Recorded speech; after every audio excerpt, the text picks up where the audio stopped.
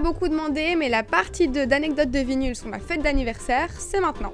Anecdote de vinyle. J'étais approximativement chauve, non, j'avais une coupe assez folle, mais cette soirée d'anniversaire était vraiment, je pense que j'aurais pas pu rêver mieux. On était dans une salle avec un énorme parking, il y avait vraiment de quoi garer au moins une 50aine de voitures. Sauf que ce parking était en travaux. Pendant mon anniversaire, on faisait souvent des mini-pauses pour aller s'aérer un petit peu dehors. Petite anecdote en plus, j'étais vraiment malade ce jour-là. J'étais au bout de ma vie. En même temps, quand on me fait croire que je suis chauve au matin, pas ouf comme début de journée. On sort, on s'aère un petit peu l'esprit et on avait des ballons, les ballons remplis d'hélium. On se court après, on joue, on rigole, la rigolade quoi.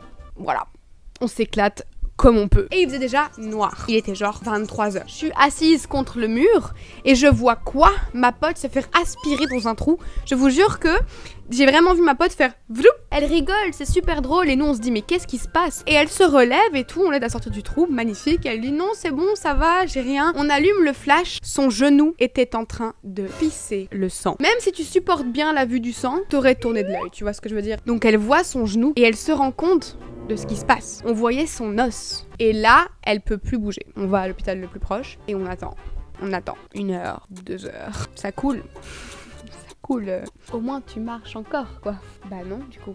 Ah, oui, c'est vrai. On l'embarque, puis elle revient. Allez, je veux dire 1 bonne heure après. Elle avait des strips, hein. Elle a une belle cicatrice sur son genou. Trop bien. Ouh. C'était un plaisir en tout cas.